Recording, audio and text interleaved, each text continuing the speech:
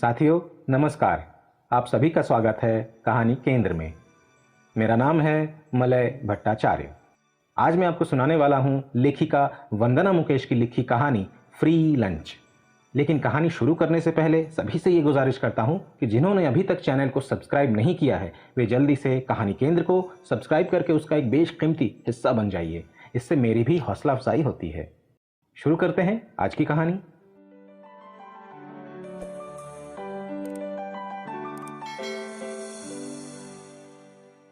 घड़ी के अलार्म से उसकी आंखें तो नहीं खुली, पर दिमाग पूरी तरह जागृत हो गया। दिमाग तेजी से दिन की योजना बनाने लगा। आज उसकी छुट्टी है, बच्चों का स्कूल है, वो टीचर्स ट्रेनिंग कर रही है। लेकिन इंग्लैंड में भी उसका घर मेहमानों से अक्सर भरा रहता है। उसके पति के मित्र भी आते हैं तो शुक्रवार शाम को ही, फिर रविवार शाम तक ही जाते हैं। सप्ताहांत किस कदर निकल जाता है पता ही नहीं चलता। पति और बच्चे घर पर हों तो कैसे पूरा दिन निकल जाता है पता ही नहीं चलता। उसे खुशी हो रही थी कि उसके स्कूल की हीटिंग खराब हो गई और कल दोपहर को ही उसे केयरटेकर ने बता दिया था और स्कूल के गेट पर नोटिस बोर्ड पर भी सूचना लगा दी गई थी, ताकि जब माँ बाप बच्चों को लेने आए तो उन्हें पता चल जाए कि शुक्रवार को छुट्टी है। उसे लगा कि भगवान ने उसकी सुन ली। उसे सोमवार तक 3 प्रोजेक्ट जमा करने थे, मतलब कम से कम 3 घंटे। शुक्र है उसका और बच्चों का स्कूल अलग अलग है। बच्चों को स्कूल छोड़कर वो आराम से 1-2 बजे तक उसे पूरा कर लेगी। फिर खाना खाकर पोस्ट ऑफिस जाएगी। पोस्ट ऑफिस जाना और आते आते दूध और ब्रेड लेते आना। तब तक बच्चों को भी स्कूल से लेने का समय हो जाएगा तो उन्हें लेते हुए आ जाएगी। उसे खुशी हुई कि अकस्मात हुई इस एक छुट्टी से उसके कितने सारे जरूरी काम हो जाएंगे। इस वीकेंड पर कोई मेहमान भी नहीं। उसके होठों पर मुस्कान छा गई। उसने अपनी योजना पर मुस्कुराते हुए बिस्तर छोड़ दिया। जल्दी से खुद नहा धोकर फिर बच्चों को उठाया, उन्हें भी नहलाकर तैयार किया। बच्चों को नाश्ता देकर लंच बॉक्स उनके हाथों में थमाया और कोट पहनकर तीनों निकल गए स्कूल जाने के लिए। वहां से वो जल्दी जल्दी घर लौटी। समय बचाने के लिए उसने एक कप में एक टी बैग, गर्म पानी, चीनी, दूध डाला। चाय की चुस्की से उसे राहत मिली। काफी ठंड थी। 9:30 बज चुके थे। उसने टेबल पर सारे कागज फैला दिए। काम शुरू। तभी दरवाजे पर घंटी ने चौंका दिया। फिर सोचा शायद पोस्टमैन हो, यह सोचकर वो उठ गई। दरवाजे पर सिमोना खड़ी थी। कहते हैं परदेश जाकर अपने देश की हर एक चीज से मोह बढ़ जाता है। वो हिंदुस्तानी थी, वहीं पास के अस्पताल में डॉक्टर थी। परिचित थी, बातूनी और हंसमुख भी। 5-6 घर छोड़कर आगे रहती थी। लेकिन आज उसे देखकर वो हमेशा की तरह ठीक से मुस्कुरा ना सकी, क्योंकि अंदर टेबल पर पसरे कागज उसे बुला रहे थे। बाहर बर्फ गिरनी शुरू हो गई थी। उसने बेमन से दरवाजा खोला, वो अंदर आ गई। व्हाट अ नाइस खुशबू। क्या मसाले वाली चाय बनाई है? देखो मेरा सिक्स सेंस। मुझे पता था तुम घर में ही हो, इसलिए तो आ गई। नाइट ड्यूटी करके घर लौट रही थी तो सोचा देखती हूँ अगर तुम घर पर हुई तो तुम्हारे हाथ की मसाले वाली चाय पीऊंगी। अकेले के लिए तो मैं टी बैग वाले चाय ही बनाती हूँ। उसने जबरन मुस्कुराते हुए कहा। अच्छा किया, मसाले वाली चाय साथ बैठकर पिएंगे। वो उसके पीछे पीछे किचन में आ गई। वैसे आज घर में कैसे? स्कूल नहीं गई?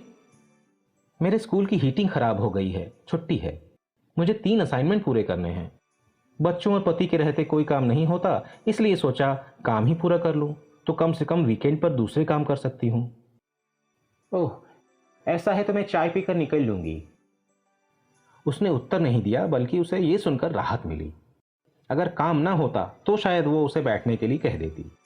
सिमोना शुरू हो गई। सच है, घर में बच्चे और हस्बैंड हो तो कोई काम हो ही नहीं सकता। तुम्हारे यहां दोनों वीकेंड पर मेहमान थे, लेकिन उस दिन दही बड़े बहुत अच्छे बने थे। हाँ, लेकिन तुम्हारे यहां मेहमान बहुत ज्यादा आते हैं। You must learn to say no. देखो, there is no such thing like a free lunch. तुम दरअसल लोगों को बहुत एंटरटेन करती हो, इतना खिलाती पिलाती हो। तुम्हारे केस में तो इस कहावत को ही बदलना होगा। There is nothing like a free lunch. वो चुप थी। वो सांस लेने के लिए रुकी, फिर बोली, वैसे अपनी सुविधा के लिए मैं भी यही मानती हूं कि there is nothing like a free lunch. Simona की बात सुनकर वो हौले से मुस्कुरा दी। चाय छानकर कपों में डालते हुए उसका मन हुआ कि बच्चों के टिफिन वाले सैंडविच भी रख ले। लेकिन फिर 4 रिच टी बिस्किट ही प्लेट में रखे। वो चारों बिस्किट खा चुकी थी। चाय खत्म हो चुकी थी, सिमोना की बातें नहीं। 11 बज चुके थे। जब मैं मेडिकल कॉलेज में थी मैंने शादी इसलिए नहीं की, आदमी की जात। पिछले हफ्ते एक हिंदुस्तानी डॉक्टर ने प्रपोज किया। 11:30 बज चुके थे। घड़ी के सरकते कांटों के साथ उसकी बेचैनी बढ़ती जा रही थी। उसे कोई भी बात सुनाई नहीं आ रही थी। वो बस भरत मुनि के नाट्य शास्त्र पढ़े हुए कलाकार की भांति कभी मुस्कुराकर, कभी हंसते हुए, कभी आश्चर्य, कभी करुणा, विस्मय आदि के भावों के अभिनय कर रही थी। अरे हाँ, थोड़ा दूध है क्या? घर जाकर सोना चाहती हूँ। वो जल्दी से उठकर दूध ले आई। अब सिमोना चली जाए तो भी 2-2.5 घंटे हैं। पोस्ट ऑफिस कल चली जाएगी। उसे खुद पर गुस्सा आ रहा था कि वो उसे कह क्यों नहीं देती कि सिमोना, तुम्हारे ज्ञान के मोती मेरे 2 कीमती घंटे बिगाड़ चुके हैं। लेकिन मुंह से कुछ और ही निकलता है। हाँ सिमोना, जाओ, तुम थक गई होगी नाइट ड्यूटी करके। जाओ, आराम से सो जाओ। लेकिन तुम मेरी बात पे ध्यान रखना, समझ गई ना? किसी को बिना जरूरत एंटरटेन मत किया करो। तुम बहुत भोली हो। मुझे देखो, कोई मुझे पूछता है तो मैं कह देती हूँ मैं बहुत व्यस्त हूँ। देखो, तुम्हें इस बात का ख्याल रखना चाहिए। तुम्हें सोचना चाहिए कि तुम्हारी प्राथमिकता क्या है। लोग तो फायदा लेने की ही सोचते हैं। लोगों की मानसिकता ही है फ्री लंच की। दोबारा फ्री लंच सुनकर उसे मां से सुनी हिंदी की वो कहावत सहज ही याद आ गई। मुफ्त का चंदन घिसे मेरे नंदन। उसका बोलना जारी था। तुम लोगों को बुलाना कम करो। वो कहना चाहती थी कि बुलाया तो मैंने भी तुम्हें नहीं था, लेकिन शब्द भीतर ही रह जाते हैं। मुंह से बस इतना ही निकलता है। हाँ, तुम एकदम सही कह रही हो। मैं आगे से ध्यान रखूंगी। सिमोना उठ खड़ी हो गई। देखो, मैं तुम्हारी सखी हूं, इसलिए कह रही हूं, वरना मुझे दूसरों के मामले में दखल देने की बिल्कुल भी आदत नहीं है। बाय द वे, आज लंच में क्या बना रही हो? उसे खड़ा हुआ देख कुछ तसल्ली सी हो गई थी। वो सोच रही थी कि ये अभी चली जाए तो कम से कम 2 असाइनमेंट तो पूरे हो जाएं। वो अनमने से बोली, कुछ नहीं, काम बहुत है, बच्चों के लंच के सैंडविच ही। ओहो, तुम बहुत परेशान लग रही हो। चलो, मैं तुम्हारे साथ ही लंच कर लेती हूँ। कहकर वो बाहर जाते जाते वापस अंदर आ गई। उसे लगा कि वो जोर से रो पड़े, लेकिन वो जानती थी कि यदि भूल से उसका एक भी आंसू निकल गया तो पूरे 3 ही बच जाएंगे। सो मरी सी आवाज में बोली, हाँ क्यों नहीं, चलो सैंडविच गरम करती हूँ। सैंडविच के साथ एक एक कप चाय तो बनती ही है। मेरी चाय तुम्हारी जैसी नहीं बनती। मैं अदरक देती हूँ तुम्हें फ्रिज से। अच्छा, तुम्हारे यहाँ लास्ट वीक जो लोग आए थे ना, वो औरत कितनी अजीब सी थी ना। तुम्हारी कुछ तो मदद कर ही सकती थी, लेकिन नहीं, बस पूरा टाइम बैठी ही रही। तुम लोगों को काम देना सीखो। उफ, कैसे बर्दाश्त कर लेती हो तुम ऐसे लोगों को। उसका मन हुआ कि कह दे जैसे तुम्हें कर रही हूं, लेकिन करके कसमसा कर रह गई।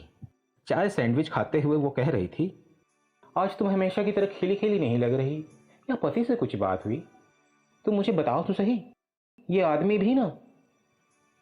तुम खाओ तो सही। तुमने इतना स्वादिष्ट सैंडविच बनाया और क्या चींटी की तरह खा रही हो।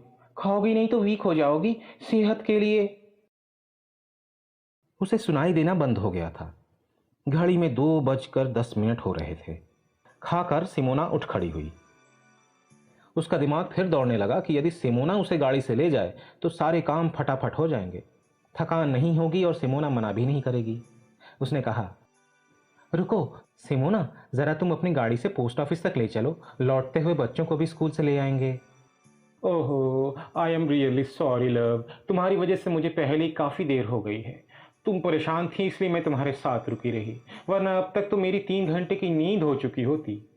और तुम तो जानती ही हो कि सैंडविच ही तो खाना था। तुम मैं अपने घर पर ही जाकर खा सकती थी, पर तुम तो जानती ही हो ना डार्लिंग, मैं तुम्हारा कितना ख्याल रखती हूँ। मुझसे तुम्हारी उदासी देखी नहीं गई। अब तुम अपना काम करो, असाइनमेंट्स। इससे पहले कि उसे कुछ समझ आता, सिमोना गाड़ी में बैठ चुकी थी। वो हतप्रभ दरवाजे पर खड़ी उसे जाता देखती रह गई। उसका सिर भन्ना रहा था और कानों में गूंज रहा था, there is nothing like a free lunch.